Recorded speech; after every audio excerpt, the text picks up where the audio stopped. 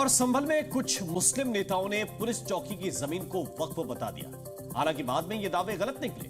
लोगों को लगा कि ये मुस्लिम नेता तो समुदाय के लिए रहनुमा टाइप के नेता है। लेकिन जी न्यूज को एक ऐसी खबर मिली जिससे इन नेताओं की असलियत का पता चल गया। ये तो वो लोग हैं जो वक्फ किए गए कब्रिस्तान की जमीन भी नहीं छोड़ते। जरा ये रिपोर्ट देख लीजिए।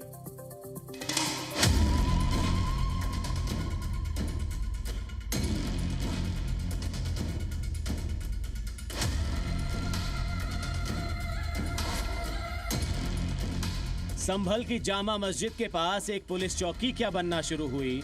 इलाके के कट्टरपंथी से लेकर बड़े बड़े मुस्लिम नेता तक ने बवाल खड़ा कर दिया। पुलिस चौकी वाली जमीन को वक्फ बता बताकर मुसलमानों को भड़काया जाने लगा। वक्फ संपत्ति पर कब्जे का भ्रम फैलाकर इस्लाम की दुहाई दी जाने लगी। लेकिन इन कट्टरपंथियों और स्थानीय नेताओं की जुबान संभल के एक कब्रिस्तान पर हुए अवैध कब्जे पर कभी नहीं खुली।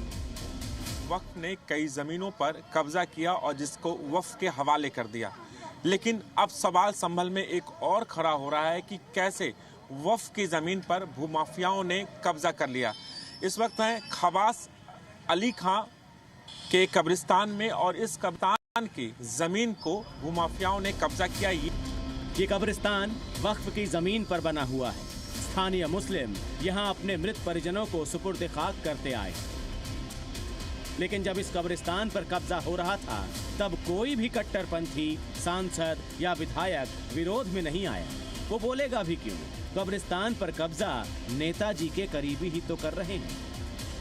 ये हम नहीं कह रहे, लोग कह रहे हैं। संभल के लोगों का आरोप है कि महमूद खां सराय में कब्रिस्तान पर स्थानीय नेताओं के करीबियों ने ही कब्जा किया है। ये वक्फ की जमीन है। ये दीपक सराय के लोग हैं। इनको हमारे बुजुर्गों ने सिर्फ मूंगफली बेचने के लिए जगह दी थी। यहाँ पर ये मूंगफली बेचते थे। इन्होंने मूंगफली बेचते बेचते सारा कब्जा कर लिया। और जब भी इनसे हमारे बुजुर्गों ने कुछ कहा, इनसे हटने के बारे में कहा, तो उन्होंने हमारे बुजुर्गों को मारा। बसपा का समाजवादी, ये सब उन्हीं में जुड़े हुए थे लोग। और इनके भाई घर के नेता हैं, सांसद हैं, विधायक इन्हीं के हैं। सब मनमानी चलती थी फुल तरीके से। सुना आपने, मूंगफली बेचने का बहाना बनाया और धीरे धीरे पूरे कब्रिस्तान पर कब्जा जमा लिया। स्थानीय लोग बस देखते रह गए। वो कुछ भी नहीं कर पाए क्योंकि शिकायत करने के लिए वो सांसद और विधायकों के चक्कर लगाते रहे। लेकिन वो नहीं जानते थे कि खेला तो कुछ और ही चल रहा था। एक जमाने से कब्रिस्तान ही देखते चले आ रहे हैं, मगर वो कब्जा करे पड़े हैं तो अब हम दफन गाँव में जाके। दीपक सराय के लोग हैं ये। जब हम मतलब कहते हैं तो हम गरीब आदमी हैं या उनके पास कोई ऑर्डर आते हैं तो पैसे के दम पे जीत जाते हैं। हम गरीब चंदा करके कहाँ से लाएं? अपने सांसद से बात की इस मसले पे? करते हैं इलेक्शन के दौरान तो कहते हैं कि हो जाएगा मसला। उसके बाद फिर खत्म। सिर्फ हमारा यही मकसद है सरकार से कि जिन लोगों पर जल्द कार्रवाई की जाए। संभल में वक्फ के नाम पर राजनीति करने वाले वक्फ की असली जमीन पर हुए कब्जे पर चुप।